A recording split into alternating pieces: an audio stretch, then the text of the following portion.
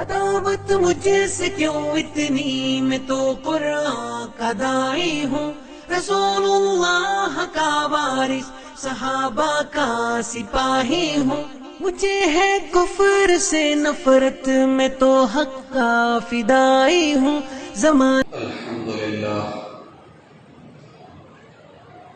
نحمده ونستعينه ونستغفره ونعوذ بالله من شرور أنفسنا ومن سيئات أعمالنا، من يهده الله فلا مضل له ومن يضلل فلا هادي له، وأشهد أن لا إله إلا الله وحده لا شريك له، وأشهد أن محمدا عبده ورسوله. يا أيها الذين آمنوا اتقوا الله حق تقاته ولا تموتن إلا وأنتم مسلمون.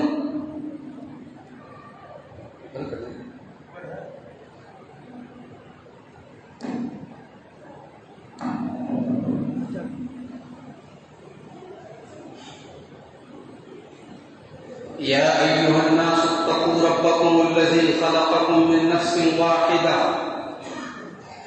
وخلق منها زوجها وبث منهما رجالا كثيرا ونساء، واتقوا الله الذي تساءلون به والأرحام إن الله كان عليكم رقيبا. يا أيها الذين آمنوا اتقوا الله وقولوا قولا سديدا يصلح لكم أعمالكم ويغفر لكم ذنوبكم، ومن يطع الله ورسوله فقد فاز فوزا عظيما. أما بعد، فإن خير الحديث كتاب الله، وخير الهدي هدي محمد صلى الله عليه وسلم، وشر الأمور محدثاتها، وكل محدثة بدعة، وكل بدعة ضلالة، وكل ضلالة في النار. أعوذ بالله من الشيطان الرجيم. بسم الله الرحمن الرحيم. فإن آمنوا بمثل ما آمنتم به فقد اهتدوا، وإن تولوا فإنما هم في شقاق، فسيكفيكهم الله وهو السميع العليم. وقال تعالى في مقام آخر: ومن يشاقق الرسول من بعد ما تبين له الهدى ويتبع غير سبيل المؤمنين نوله ما تولى ونصله جهنم وساءت مصيرا. محترم حاضرین، دینی و ملی بھائیوں، بزرگوں، نوجوان ساتھیوں، پیارے بچوں، اللہ تبارک و تعالی نے اس دنیا میں اپنے بندوں کی ہدایت کے لیے الگ الگ اوقات میں نبیوں اور رسولوں کو بھیجا، اور اس سلسلے کی آخری کڑی نبیوں کے سردار اور آخری نبی احمد مجتبیٰ محمد مصطفیٰ صلی اللہ علیہ وسلم آج سے تقریباً 1450 برس پہلے عرب کی سرزمین پر، مکہ کی سرزمین پر آپ پیدا ہوئے، اور آپ کو اللہ نے اپنا آخری نبی بنا کر کے دنیا میں بھیجا. ہمارے نبی صلی اللہ علیہ وسلم نے اپنی 63 سال کی زندگی میں نبوت کے بعد کا جو 23 سال کا ٹائم ہے، یہ 23 سال آپ کا صرف ایک مشن تھا، ایک مقصد تھا آپ کا، اللہ کا دین اللہ کے بندوں تک پہنچ جائے، اللہ کا پیغام اللہ کے بندوں تک پہنچ جائے.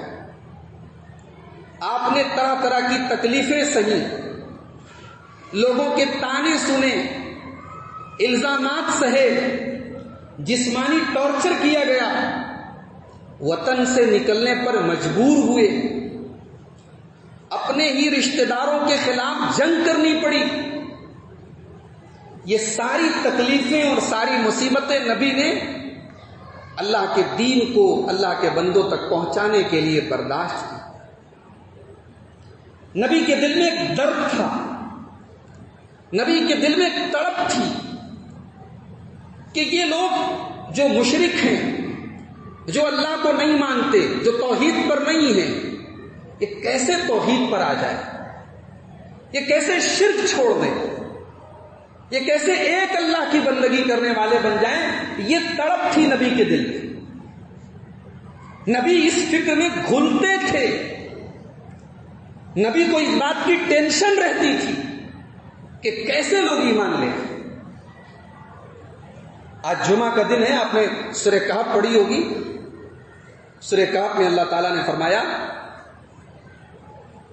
فَلَعَلَّكَ بَاخِعٌ نَفْسَكَ عَلَىٰ آثَارِهِمْ إِن لَّمْ يُؤْمِنُوا بِهَٰذَا الْحَدِيثِ أَسَفًا. اے نبی, اگر یہ لوگ ایمان نہیں لائے تو آپ تو اتنی فکر کرتے ہیں, اتنی ٹینشن لیتے ہیں, اتنا اپنے آپ کو تکلیف پہنچاتے ہیں کہ ایسا لگتا ہے کہیں آپ اپنے آپ کو ہلاک نہ کر دیں. آپ اپنی جان جوخم میں ڈال رہے ہیں, اتنی ٹینشن لے رہے ہیں. کس بات کی ٹینشن ہے؟ کہ یہ لوگ ایمان لیں. اور میرے بھائیوں, نبی نے جو اسلام کا جو پودا لگایا تھا, جب میرے نبی نے مکہ میں اسلام کی دعوت کا اعلان کیا تھا, تو ایک وہ وقت یاد کیجئے جب میرے نبی نے صفا کی پہاڑی پہ چڑھ کے لوگوں کو اسلام کی دعوت دی تھی, تو سب لوگ ایک کان سے سن کے دوسرے کان سے انسنی کر کے چلے گئے, اور وہاں پہ ابو لہب نے جملہ کہا تھا تبن لکا یا محمد لہذا جماعتنا, اے محمد بربادی ہو تیرے لیے, کیا تو نے ہمیں اس لیے یہاں پہ بلایا ہے. سوچو نبی کے دل پر اس وقت کیا گزری رہی ہو. نبی نے اپنی قوم کو مخاطب کر کے, یہ پہلی دعوت تھی, یہ پہلا پبلک لیکچر تھا, یہ پہلا پبلکلی اسپیچ تھی اللہ کے نبی صلی اللہ علیہ وسلم, جس کا یہ ری ایکشن تھا کہ ایک بندہ میرے نبی کی بات ماننے کو تیار ہے. پھر اللہ تعالیٰ نے ایسے بھی حالات پیدا کیے کہ نبی اپنے انتقال کے 2.5 مہینہ پہلے حج کرتے ہیں, اور اس حج کے سفر میں جب میدان عرفات میں اللہ کے نبی اپنی اونٹنی قصبہ کے اوپر سوار ہوتے ہیں اور عرفات کے میدان پہ نظریں ڈالتے ہیں, تو تا حد نظر صرف انسان نظر آتے ہیں, اور یہ وہ انسان ہیں جن کی زبان پہ لا الہ الا اللہ کی صدائیں ہیں. یہ وہ انسان ہیں جو لبیک اللہم لبیک لبیک لا شریک لک لبیک, یہ ایک اللہ کے ماننے والے, یہ محمد رسول اللہ کا کلمہ پڑھنے والے, یہ 1.25 لاکھ کا ٹھانٹے مارتا ہوا سمندر ہے انسانوں کا. میرے بھائیوں, میرے نبی کے دل کا کیا عالم رہا ہوگا. ذرا سوچو, صفا کی پہاڑی پہ جب میرے نبی چڑھے تھے, اس وقت ایک آدمی میرے نبی کی بات ماننے والا نہیں. آج 1.25 لاکھ لوگ میرے نبی کا کلمہ پڑھنے والے, میرے نبی پر جان چھڑکنے والے, میرے نبی کے دیدار اور میرے نبی کو دیکھنے کے لیے تڑپنے والے لوگ ہیں 1.25 لاکھ. نبی نے اسی عرفات کے میدان میں اپنے اسی خطبے میں, جس کو نبی کا زندگی کا سب سے اہم خطبہ کہا جاتا ہے, خطبہ حجۃ الوداع کہا جاتا ہے, اسی خطبے میں نبی نے فرمایا تھا کہ اے لوگوں, مجھے اللہ نے اپنا نبی بنایا, مجھے اللہ نے اپنا رسول بنایا. میں تم سے ایک سوال کرتا ہوں, الا هل بلغت, تمہارا نبی تم سے سوال کر رہا ہے, بتاؤ اللہ تعالیٰ کے دین کو میں نے پورا پہنچا دیا کہ نہیں پہنچا دیا؟ میں نے اللہ کا دین تمہیں دے دیا کہ نہیں دے دیا؟ اسلام تمہیں پہنچا دیا کہ نہیں پہنچا دیا؟ میرے بھائیوں, نبی نے یہ سوال کیا تھا. لاؤڈ اسپیکر کا زمانہ نہیں تھا, لیکن اللہ تعالیٰ کی قدرت تھی. نبی کا یہ سوال 1.25 لاکھ صحابہ کے کانوں تک پہنچا, اور سارے مجمع نے ہاتھ اٹھا کے کہا بلا قد بلغتا وادیتا ونصحت یا رسول اللہ. اے اللہ کے رسول, آپ کے 1.25 لاکھ صحابہ گواہی دیتے ہیں, آپ نے اللہ کا دین ہمیں پہنچا دیا, آپ نے اللہ کی امانت ہمیں پہنچا دی, اور آپ نے اس امانت کو پہنچانے میں کوئی کھوٹ نہیں, کوئی کمی نہیں، آپ کے اندر کوئی کمی نہیں، آپ نے پوری ایمانداری کے ساتھ، پوری خیر خواہی کے ساتھ، پوری دیانتداری کے ساتھ اللہ کا دین ہمیں پہنچایا۔ پھر نبی نے اپنی انگلی آسمان کی طرف اٹھائی اور کہا اللہم اشہد، اے اللہ تو گواہ رہنا، اے اللہ تو گواہ رہنا، یہ 1.25 لاکھ کل قیامت کے دن بھی گواہی دیں گے کہ تیرے رسول نے تیرا دین تیرے بندوں تک پہنچانے میں کوئی کمی نہیں کی، کوئی کوتاہی نہیں۔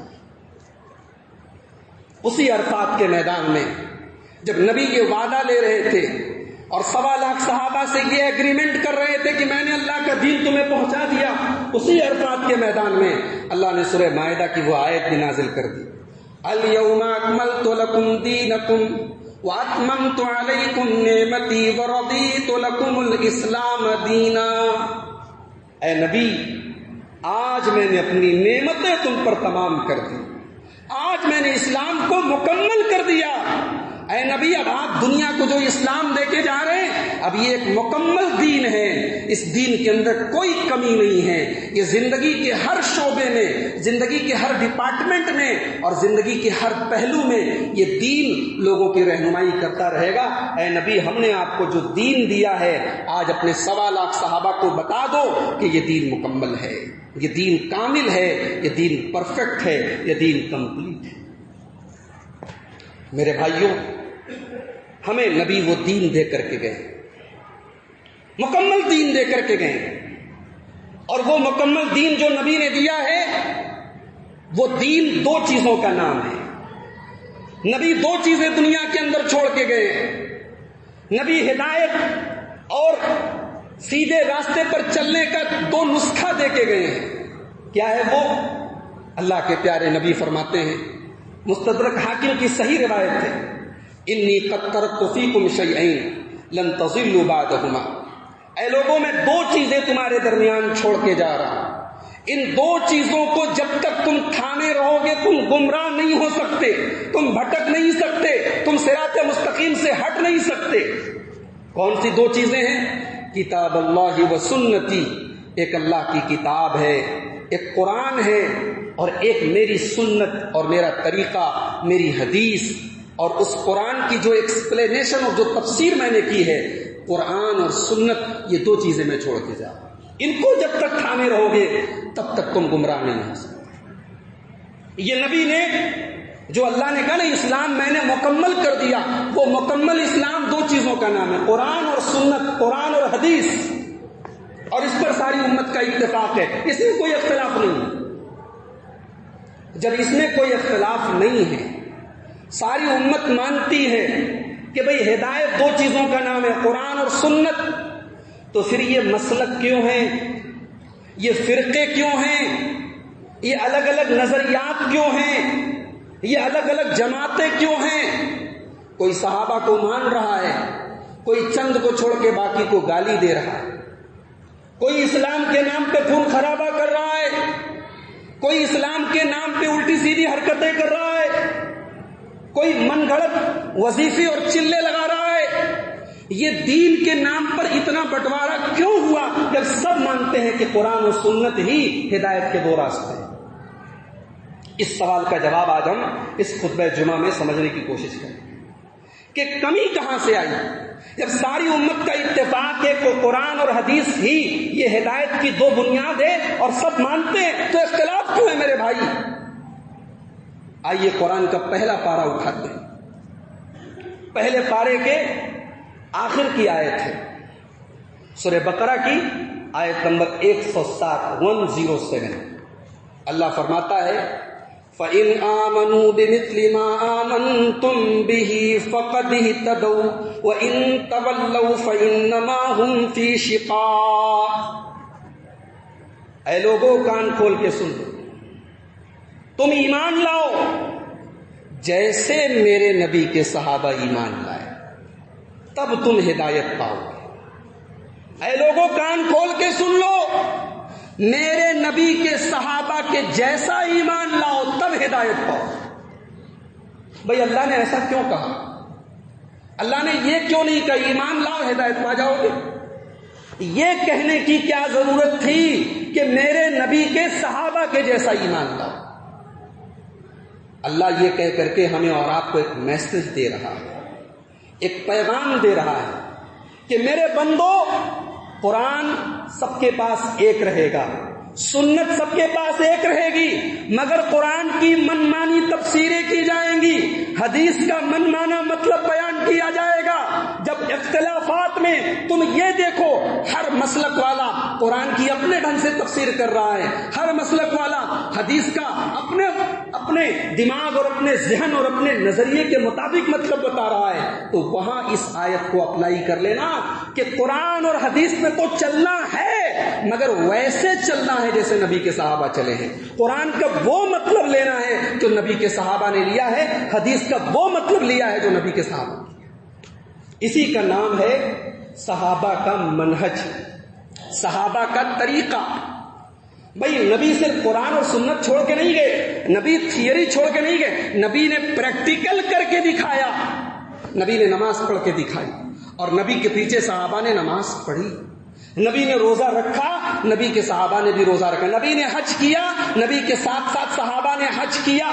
پورے اسلام کا پریکٹیکل کر کے نبی نے دکھایا، اور نبی نے اسلام پر عمل کرنے والی جو سب سے پہلی کھیپ تیار کی، اسی کو صحابہ کہا جاتا ہے۔ وہ قیامت تک کے آنے والے مسلمانوں کے لیے وہ صحابہ آئیڈیل ہیں۔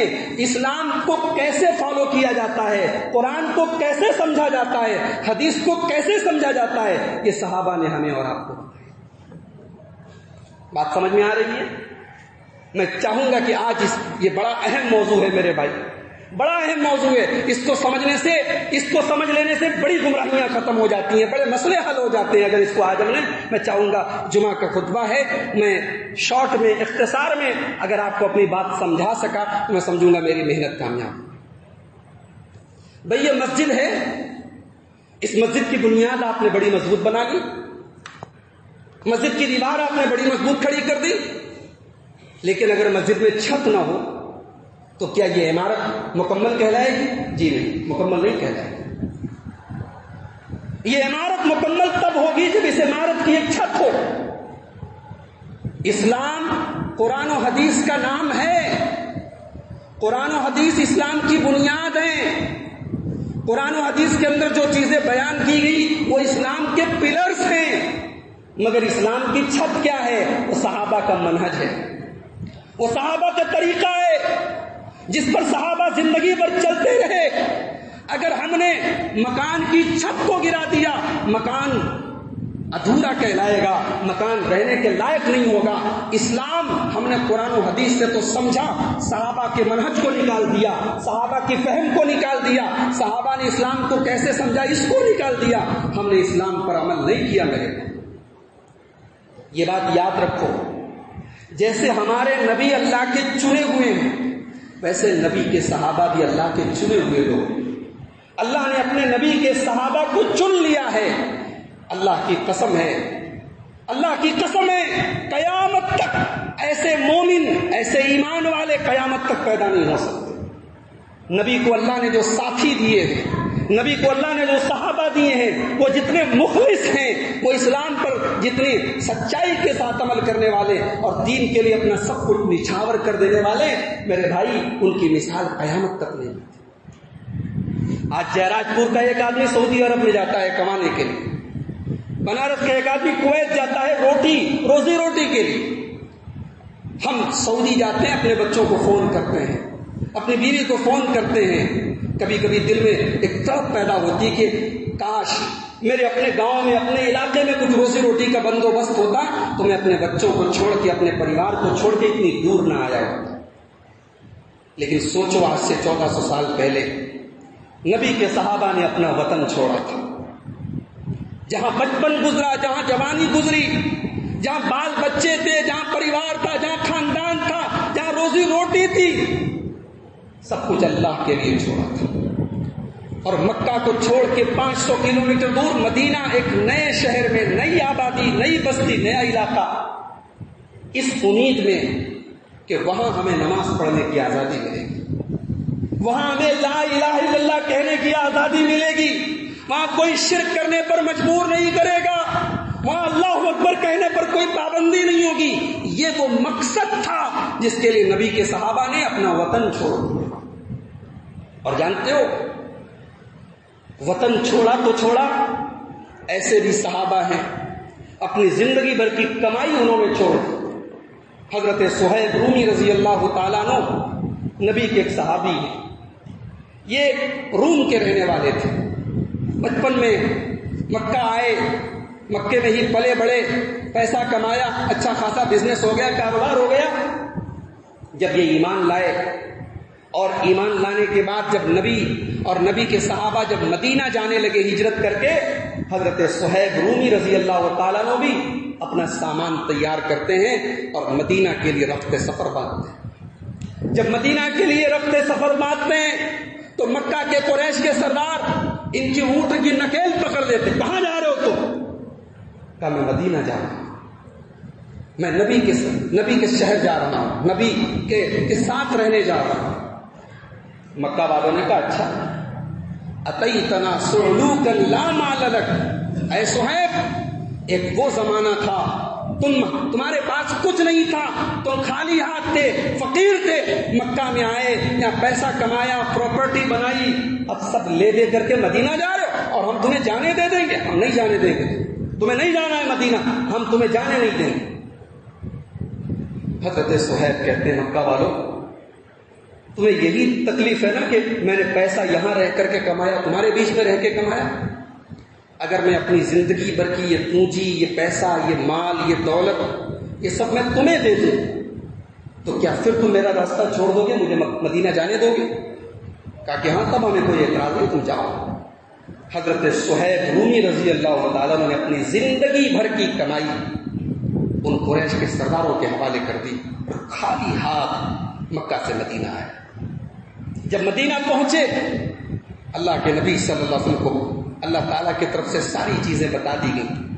جب مدینہ پہنچے، نبی سے ملاقات ہوئی. نبی نے حضرت صہیب رومی کو گلے لگایا اور کہا ربحت البیع یا صہیب. اے صہیب، تو نے بڑے فائدے کا سودا کیا ہے، تو نے بڑے منافع کا سودا کیا ہے، تو نے اسلام کے لیے اپنی زندگی بھر کی گاڑی کمائی کو قربان کر دیا، تو نے کوئی گھاٹا نہیں کمایا، تو نے فائدہ کمایا. یہ نبی کے صحابہ تھے میرے بھائی. ان کے جیسا ایمان والا قیامت تک پیدا نہیں ہوگا. ان کو اللہ تعالیٰ نے اپنے نبی کی مدد کرنے کے لیے، نبی کے مشن کا ساتھ دینے کے لیے اللہ نے نبی کے صحابہ کو چن لیا. ان کی خودداری، ان کی غیرت کے واقعات اتنے ہیں. جمعہ کا خطبہ مختصر پڑ جائے گا میرے بھائیو اگر نبی کے صحابہ کی خودداری، ایثار اور قربانی کے واقعات آپ کے سامنے جائیں. آج ہمارے یہاں سگے بھائیوں کے بیچ میں مقدمے چلتے ہیں. ایک ایک فٹ زمین کے لیے بھائی کے خون کا پیاسا ہوتا ہے. زندگی بھر یہ زمین جائیداد کو لے کر کے بھائی سے بات نہیں کرتا ہے. اللہ کے بندو، قبر میں 2 گز زمین کے علاوہ کچھ نہیں ملے گا. یہ زمین، یہ جائیداد، یہ پراپرٹی سب یہی رہ جائے گی. ارے ایسی جائیداد کس کام کی جو دلوں کو توڑ دے؟ ایسی پراپرٹی کس کام کی جو بھائی کو بھائی سے دور کر دے؟ ایسی دولت کس کام کی جو باپ کو بیٹے سے دور کر دے؟ تم پراپرٹی پہ مرے جا رہے ہو، تم زمینوں پہ مرے جا رہے ہو، تم ذرا سے دولت کے لیے اپنے بھائی کے خون کے پیاسے ہو. یہاں نبی نے کھڑے ہو کے مدینہ کے اپنے انصاری صحابہ سے کہا تھا کہ اے میرے مدینہ کے صحابیوں، یہ تمہارے مکہ کے مہاجر بھائی آئے ہیں، یہ بے یار و مددگار ہیں، ان کے پاس رہنے کو گھر نہیں ہے، کھانے کو کھانا نہیں ہے، پہننے کو کپڑا نہیں ہے. میرے مدینہ کے انصاری صحابیوں، میں تمہارا نام لے کر کے ان کو تمہارا بھائی بنانے جا رہا ہوں. یہ مکہ کے مہاجر صحابہ تمہارے بھائی ہیں، کیا تم ان کو اپنا بھائی ماننے کو تیار ہو؟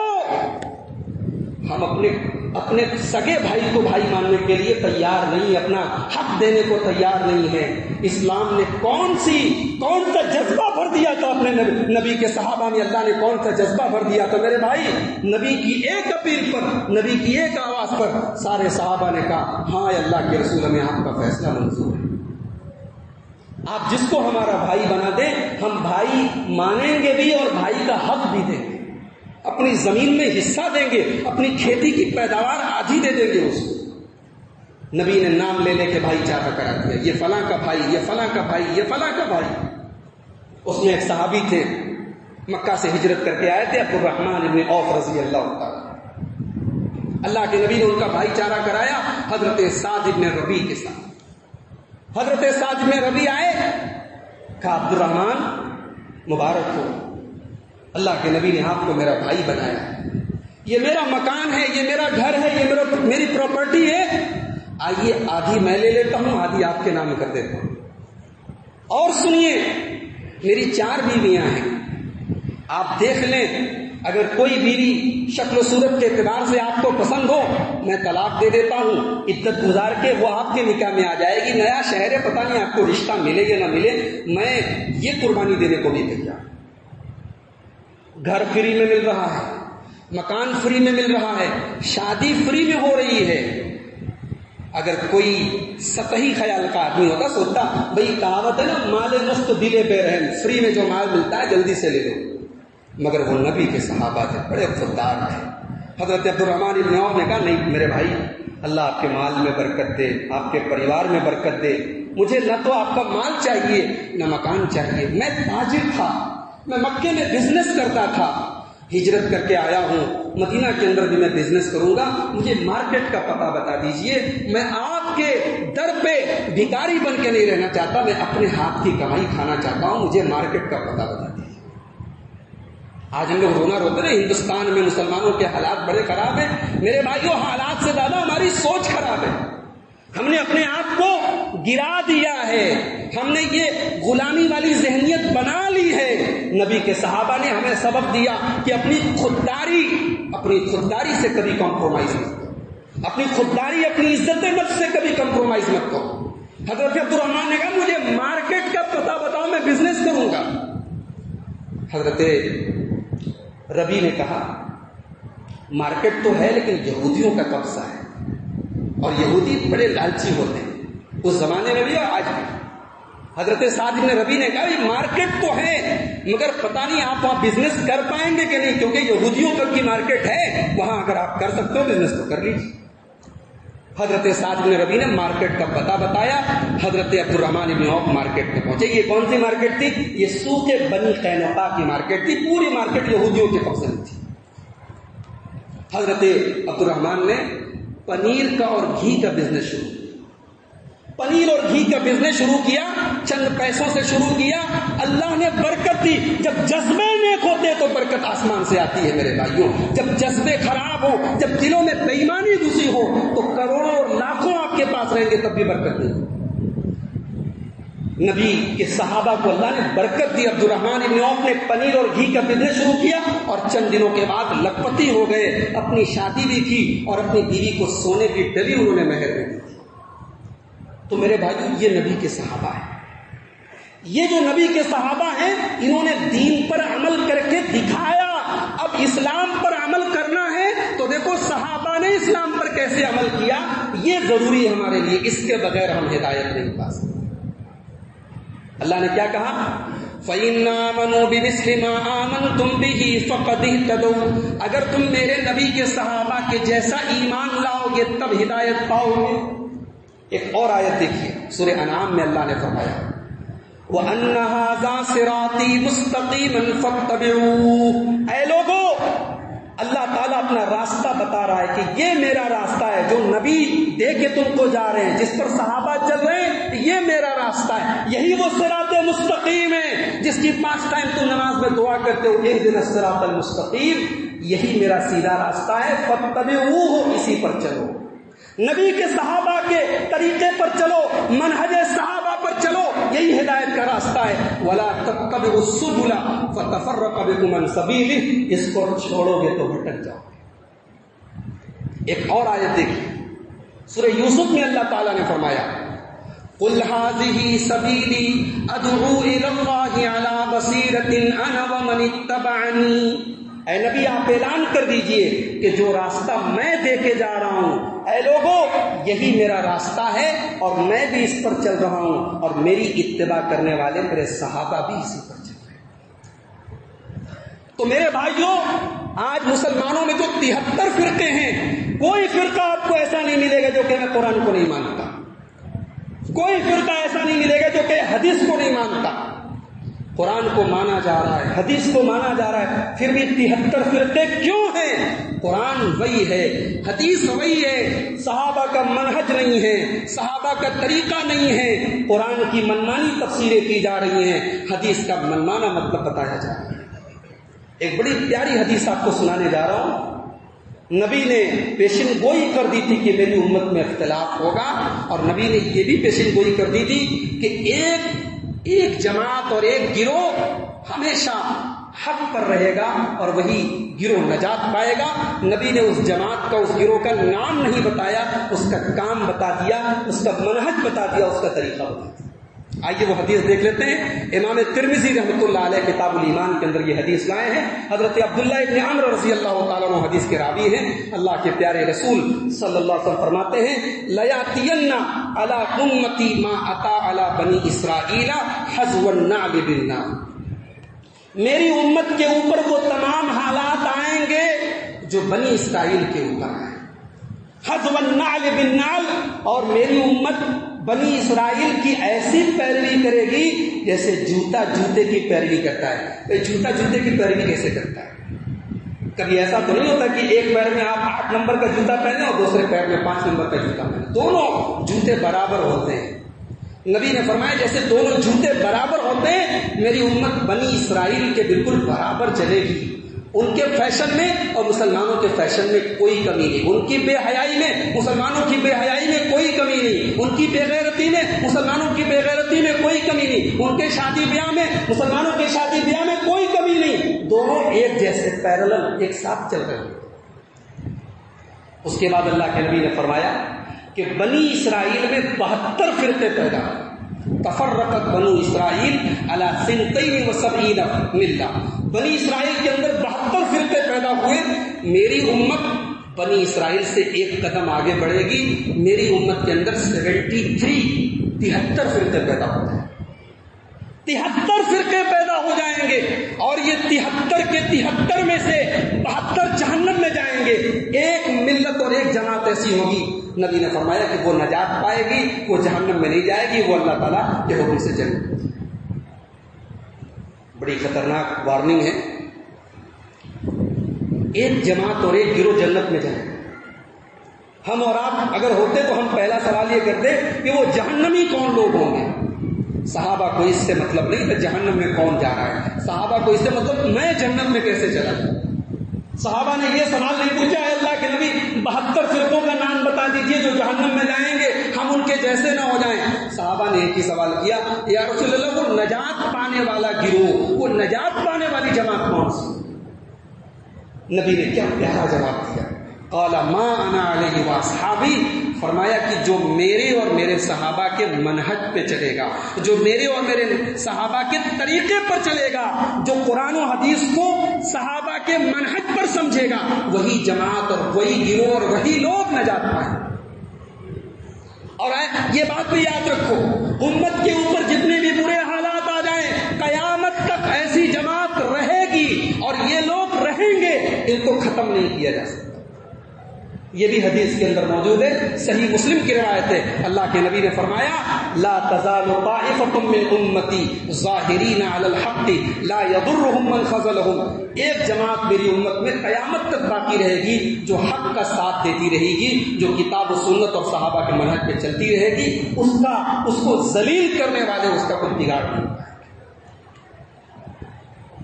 آپ ذرا تاریخ اٹھا کے دیکھیں، نبی کے وفات کے بعد حضرت ابو بکر کا دور آیا، حالات اچھے تھے، حضرت عمر کا دور آیا، حالات اور اچھے تھے، حضرت عثمان غنی کا دور آیا، حالات کچھ بگڑنے لگے۔ کچھ لوگ پیدا ہوئے جن کو خوارج کہا جاتا ہے، کچھ لوگ پیدا ہوئے جن کو رافضی کہا جاتا ہے، کوئی اہل بیت کی محبت کے نام پہ اٹھا، کوئی صحابہ کو برا بھلا کہنے لگا، کوئی اہل بیت کو برا بھلا کہنے لگا، یہ فرقے پیدا ہوئے، یہ جماعتیں پیدا ہوئی۔ لیکن اپنے دل پہ ہاتھ رکھ کے بتاؤ میرے بھائیوں، چاہے روافض کا گروہ رہا ہو، چاہے خوارج کا گروہ رہا ہو، یہ جتنی جماعتیں پیدا ہوئیں، کیا ان جماعتوں نے قرآن کو نہیں مانا؟ قرآن کو مانا، حدیث کو مانا، تو پھر ان کا اختلاف کہاں تھا؟ یہ قرآن کا وہ مطلب لے رہے تھے جو نبی کے صحابہ نے. بھئی خوارج کا جو فرقہ پیدا ہوا حضرت علی کے دور میں، یہ لوگ اتنے نیک تھے. عبداللہ ابن عباس رضی اللہ عنہ ان سے ملنے کے لیے گئے، بولے یہ رات رات بھر قرآن پڑھتے تھے، رات رات بھر قرآن پڑھتے تھے، ان کے خیموں سے رونے کی آوازیں آتی تھی، ان کے ماتھوں پہ سجدے کا نشان تھا. تو پھر گڑبڑی کہاں تھی میرے بھائی؟ گڑبڑی یہ تھی کہ یہ لوگ کہتے تھے علی کافر، معاویہ کافر، یہ صحابہ کو کافر کہتے تھے. اور کافر کیوں کہتے تھے؟ کہتے تھے حضرت علی نے اور حضرت معاویہ نے اپنے جھگڑے کو دور کرنے کے لیے انسان کو اپنا جج بنا لیا، انسان کو حکم بنا لیا، جبکہ قرآن میں اللہ کہتا ہے ان الحکم الا للہ، اگر کسی کا فیصلہ چلے گا تو اللہ کا چلے گا، لہذا علی بھی کافر، معاویہ بھی کافر. یہ خوارج کی سوچ تھی، خوارج کا نظریہ تھا. عبداللہ ابن عباس جب ان کو سمجھانے کے لیے گئے تو بڑی پیاری باتیں عبداللہ ابن عباس نے کی تھی. اس میں حضرت عبداللہ ابن عباس نے ایک بات یہ بھی کہی تھی خوارج سے کہ یہ بتاؤ جب میاں بیوی میں جھگڑا ہو جائے تو قرآن کیا کہتا ہے؟ میاں بیوی میں جھگڑا ہو جائے تو لڑکی کے گھر والوں میں سے ایک حکم بنا لو اور لڑکے کے گھر والوں میں سے ایک حکم بنا لو. بتاؤ یہ قرآن میں لکھا ہے کہ نہیں لکھا؟ فَبْعَثُوا حَكَمًا مِّنْ أَهْلِهِ وَحَكَمًا مِّنْ أَهْلِهَا. عبداللہ ابن عباس نے خوارج سے پوچھا بتاؤ یہ قرآن میں لکھا ہے کہ نہیں لکھا؟ کہاں لکھا تو ہے قرآن. کہا اب یہ بتاؤ میاں بیوی کا جھگڑا زیادہ بڑا ہے یا مسلمانوں کی دو جماعتوں کا جھگڑا زیادہ بڑا؟ کہا کہ نہیں، جھگڑا تو حضرت علی حضرت معاویہ کے بیچ جو جھگڑا ہو رہا ہے یہ زیادہ بڑا جھگڑا ہے.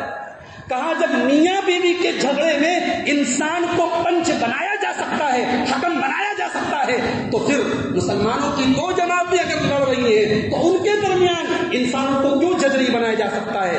یہ تمہاری سوچ گڑبڑ ہے کہ تم قرآن کا اپنا منمانا مطلب بتا رہے ہو، ورنہ قرآن سے گنجائش موجود ہے، انسان کو حکم بنایا جا سکتا ہے. تو کہنے کا مقصد یہ ہے میرے بھائیوں کہ گمراہی کی شروعات یہیں سے ہوئی. خوارج جو گمراہ ہوئے اور اتنے بڑے گمراہ ہوئے کہ اللہ کے نبی نے کہا کہ وہ دین سے نکل جائیں گے. جیسے کسی کو تیر مارا جائے تو تیر اپنے شکار کو پار کر کے نکل جاتا ہے، خوارج اسلام سے نکل جائیں گے. تو نبی نے جو بات کہی تھی خوارج کے بارے میں، ان کی گمراہی کی سب سے بڑی وجہ یہی ہے، ان کے قرآن ہے، حدیث ہے، صحابہ کا منہج ہے. آج اللہ کی قسم اگر ہم ٹھنڈے دل اور دماغ سے اس چیز کو سمجھ لیں سارا اختلاف ختم ہو جائے. بھئی ایک جماعت ہے کہتی ہے اللہ کے نبی نور سے پیدا کیے گئے. ایک جماعت کہتی ہے نا، طبقہ کہتا ہے اللہ کے نبی نور سے پیدا کیے گئے. اللہ تعالیٰ نے سب سے پہلے اپنے نبی کا نور پیدا کیا. یہ عقیدہ رکھا جاتا ہے، اس عقیدے کو جو نہ مانے اسے گمراہ کہا جاتا ہے.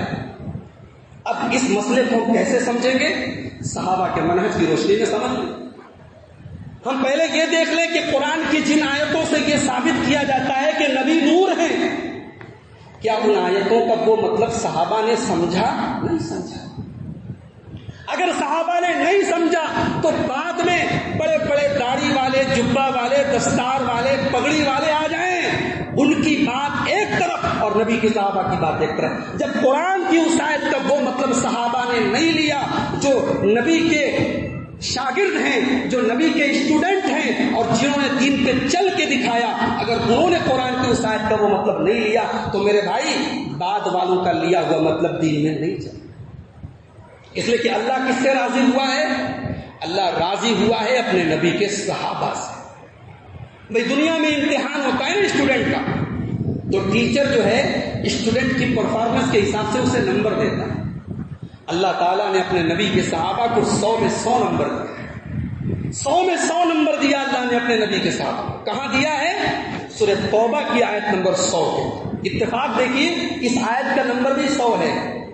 اللہ کیا کہتا ہے؟ والسابقون الأولون من المهاجرين والأنصار والذين اتبعوهم بإحسان رضي الله عنهم ورضوا عنه وأعد لهم جنات تجري تحتها الأنهار خالدين فيها أبدا ذلك الفوز العظيم. بڑے غور سے سنیے گا، اللہ اپنے نبی کے صحابہ کو نمبر دے رہا ہے. اللہ کہہ رہا ہے میرے نبی کے وہ صحابہ جو مہاجرین میں سے تھے اور وہ صحابہ جو انصار میں سے تھے، جو سب سے پہلے ایمان لائے، اللہ ان سے راضی ہو گیا۔ اللہ اپنے نبی کے صحابہ سے راضی ہو گیا۔ والذین اتبعوہم بإحسان، اور اللہ ان سے بھی راضی ہے جو نبی کے صحابہ کو فالو کرے، جو ان کی اتباع کرے، ان کے نقش قدم پہ چلے، اللہ ان سے راضی ہو گیا۔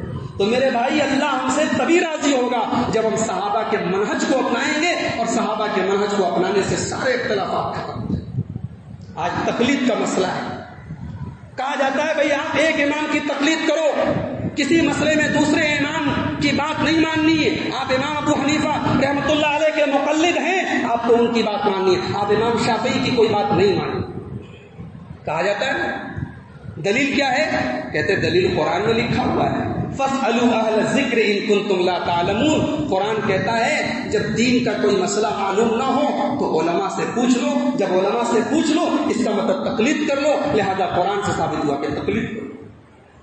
اب تقلید کی دلیل قرآن سے دی جائے، ہم پلٹ کے دیکھیں 1400 سال پہلے قرآن کی یہ آیت نبی کے صحابہ کے سامنے تھی کہ نہیں تھی؟ نبی کے صحابہ نے کیا اس آیت سے تقلید لی؟ کیا نبی کے صحابہ نے اس آیت کا یہ مطلب لیا کہ ایک امام کی ایسی تقلید کرو، ایسی بات مانو کہ ہر مسئلے میں اسی کی بات چلے گی، کسی کی بات نہیں چلے گی؟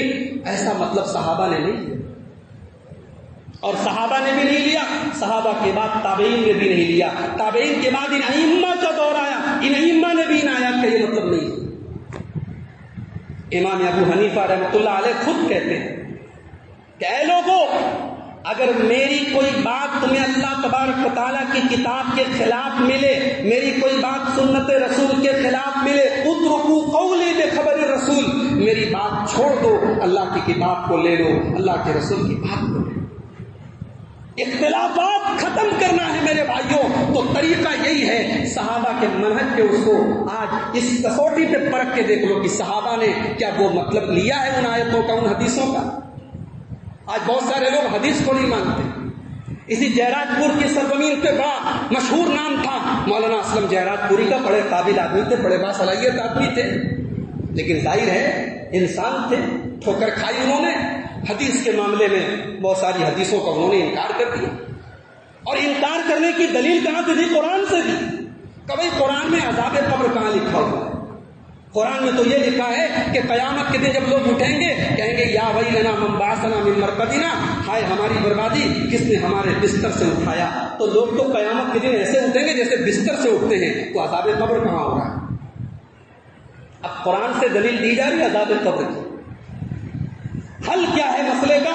حل یہی ہے کہ یہ آیت صحابہ کے سامنے تھی کہ نہیں تھی؟ کیا صحابہ نے اس آیت کا یہ مطلب لیا کہ عذاب قبر نہیں ہے؟ صحابہ نے اگر یہ مطلب لیا ہوتا تو صحابہ التحیات کے بعد یہ دعا نہ پڑھتے، اللہم انی اعوذ بک من عذاب القبر، اے اللہ میں تیری پناہ چاہتا ہوں قبر کے عذاب سے۔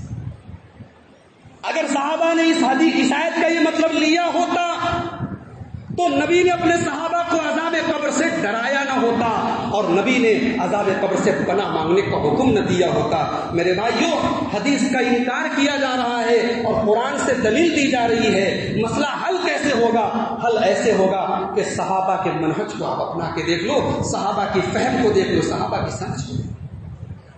ایک جماعت وہ ہے جو کہتی ہے کہ ہدایت اگر پانی ہے تو کسی پیر کی بیعت کرنی پڑے گی، کسی کو مرشد بنانا پڑے گا، مرشد کے حساب سے چلنا پڑے گا، پیر صاحب بولیں گے 100 مرتبہ اللہ اکبر پڑھو تو 100 مرتبہ اللہ اکبر پڑھنا پڑے گا، چلا کشی کرنی پڑے گی، اللہ اللہ کی آواز دینی پڑے گی۔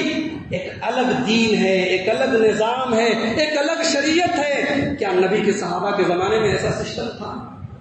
نبی کے اتنے سارے صحابہ تھے، نبی نے اسلام کی بیعت لی ہے، نبی نے پیری مریدی والی کوئی بیعت نہیں لی، اگر لی ہے تو کوئی دلیل آپ دکھا دیں۔ تو میرے بھائیوں، منہج صحابہ کو اگر ہم اپنا لیں سارے جھگڑے ختم ہو جائیں۔ اور آج انٹرنیٹ کی دنیا ہے، آج یوٹیوب پر بڑے بیانات ہیں، فلاں صاحب کے لاکھوں فالوورز ہیں، کروڑوں ویورز ہیں۔ یاد رکھو، یہ لاکھوں کروڑوں کی گنتی یہ کسی کے صحیح ہونے کی دلیل نہیں۔ ہمارے پڑوسی ملک میں ایک انجینئر صاحب ہیں، ہمارے نوجوانوں کا ایک طبقہ ان کو بہت فالو کر رہا ہے.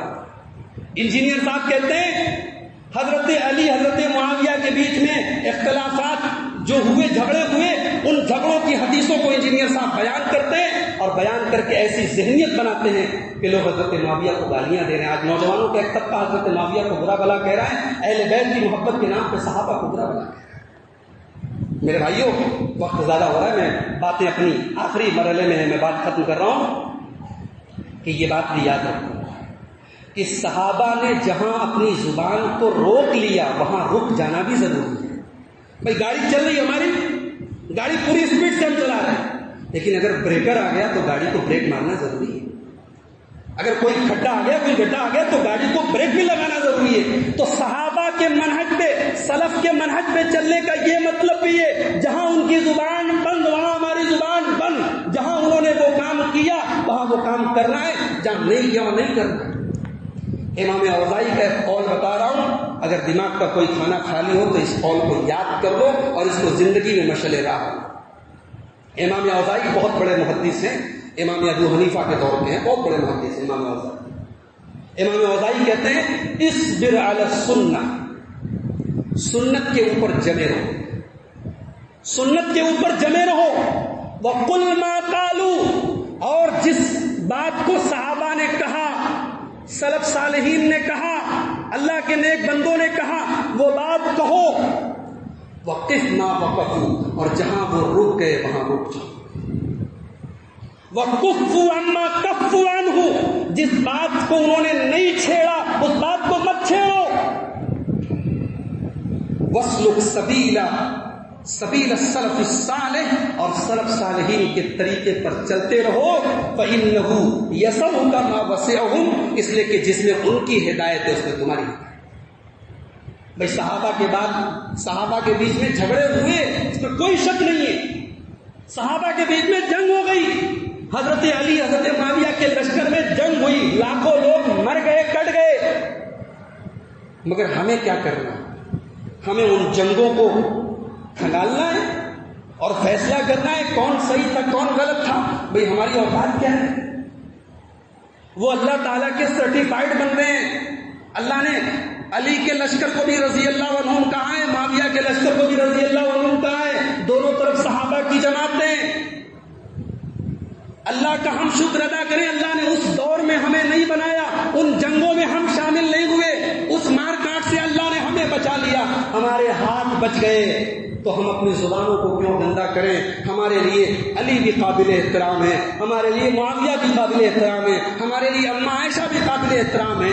وہ جو جنگیں ہوئیں ان کے درمیان کا اختلاف تھا، اللہ تعالیٰ کے ہاں وہ اس اختلاف کے بارے میں اپنا اسٹینڈ رکھیں گے، اپنا موقف رکھیں گے. ہم کون؟ ہماری اوقات کیا ہے؟ ہم کون ہوتے جج کرنے والے، فیصلہ کرنے والے؟ علی حق پر تھے، معاویہ غلط تھے، اماں عائشہ غلط تھی، علی حق پر تھے. آج اس جھگڑے کو بنیاد بنا کے ہمارے نوجوانوں کی ایک جماعت ہے جو اہل بیت کی محبت کے نام پہ جس کے دماغ میں صحابہ کے خلاف زہر بھر دیا گیا ہے. میرے بھائیوں، وجہ وہی ہے صحابہ کے منہج سے ہم دور. قرآن کی آیتوں کا منمانا مطلب آج اسلام کے نام پہ خون خرابہ مختلف دنیا بھر میں خون خرابہ جو ہو رہا ہے وہاں پر بھی آپ اگر غور کریں گے اس کے پیچھے بھی یہی وجہ ہے. صحابہ کے منہج کو چھوڑا گیا. صحابہ نے ہمیں طریقہ سکھایا ہے کب ہمیں اٹھنا ہے، کب چپ بیٹھنا ہے، کہاں بولنا ہے، کہاں نہیں بولنا ہے. ہر جگہ بولنا عقل مندی نہیں، ہر جگہ خاموش رہنا بھی عقل مندی نہیں ہے. تو یہی سبق آج آپ یہاں سے لے کے جائیں کہ قرآن و سنت پر تو سب کو چلنا ہے، لیکن قرآن و سنت کی تعبیر، قرآن و سنت کا مطلب، قرآن و سنت کی سمجھ، قرآن و سنت کی انڈرسٹینڈنگ وہ چلے گی جو نبی کے صحابہ کی تھی، صحابہ کے بعد تابعین کی تھی، اور تابعین کے بعد تبع تابعین کی تھی. جو 3 جنریشن تھی یہ امت کی بہترین جنریشن تھی. اللہ کے نبی نے اس امت کی سب سے بہترین 3 جنریشن اس کو قرار دیا ہے. ان کی فہم اور ان کی سمجھ ہم کو اپنے سامنے رکھنی چاہیے. اس سے انشاءاللہ سارے مسائل حل ہو جائیں گے. آئیے ہم اللہ سے دعا کرتے ہیں رب العالمین ہمیں زندگی کی آخری سانس تک قرآن و سنت پر اور صحابہ کے منہج پہ چلنے کی توفیق عطا فرمائے. اور یہ بھی یاد رکھیں، اس کو ہلکے میں نہ لیں کہ بھئی صحابہ کے منہج میں مولانا صاحب 1 گھنٹہ تقریر کر کے چلے گئے، بڑی اچھی بات تھی، لیکن اس کے بعد زندگی میں ہم اپنی منمانی کریں نہیں. اللہ کے نبی نے ایک جملہ کہا تھا, اس جملے کو اپنا ہمیشہ یاد رکھیں. نبی نے کہا تھا لا یزیغ عنہا بعدی الا ہالک. میرے منہج کو وہی چھوڑے گا جو ہلاک ہو, میرے منہج سے وہی ہٹے گا جو ہلاک ہوگا. صحابہ کے منہج سے ہٹو گے, نبی کے طریقے سے ہٹو گے تو ہلاک ہو جاؤ گے میرے بھائیوں. اس لیے دعا کرو اللہ سے, جیسے دعا کرتے ہو نا مجھے صراط مستقیم پہ چلنے کی توفیق دے, تو اسی کو یہ بھی دعا کرو کہ اللہ ہمیں نبی کے صحابہ کے منہج پہ چلنے کی توفیق عطا فرمائے. زندگی کی آخری سانس تک عقیدے کا معاملہ ہو, نماز کا معاملہ ہو, سیاست کا معاملہ ہو, زندگی کا کوئی معاملہ ہو, اے اللہ تو ہمیں اپنے نبی کے صحابہ کے منہج پہ چلنے کی توفیق عطا فرما. اے اللہ تو ہمیں ہر بیماری, ہر وبا, ہر وائرس سے ہم سب کی حفاظت فرما. ہمارے رزق میں, ہمارے کاروبار میں برکت نصیب فرما. جو لوگ ہمیں بیمار ہیں اللہ ان کو شفا کامل عاجل عطا فرما. اے اللہ ہمارے دلوں میں ایک دوسرے کے خلاف اگر رنج و عداوت ہے, بغض و عداوت ہے, پروردگار اس کو دور فرما کے دلوں میں ایک دوسرے کی محبت پیدا فرما. اے اللہ دلوں میں ایک دوسرے کا احترام پیدا فرما.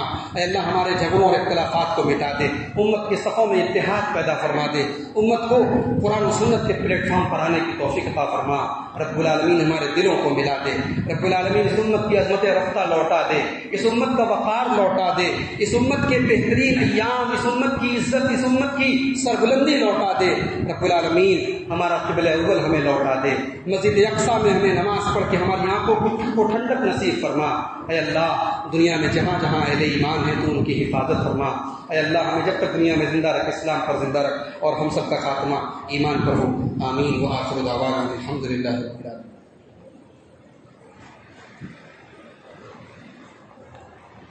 الحمد لله كفى وسلام على عباده الذين اصطفى. أما بعد أعوذ بالله من الشيطان الرجيم. بسم الله الرحمن الرحيم. إن الله وملائكته يصلون على النبي يا أيها الذين آمنوا صلوا عليه وسلموا تسليما. اللهم صل على محمد وعلى آل محمد كما صليت على إبراهيم وعلى آل إبراهيم إنك حميد مجيد. اللهم بارك على محمد وعلى آل محمد كما باركت على إبراهيم وعلى آل إبراهيم إنك حميد مجيد. اللهم أعز الإسلام والمسلمين وأذل الشرك والمشركين ودمر أعداء الدين برحمتك يا أرحم الراحمين. إن الله يأمر بالعدل والإحسان وإيتاء ذي القربى وينهى عن الفحشاء والمنكر والبغي يعظكم لعلكم تذكرون.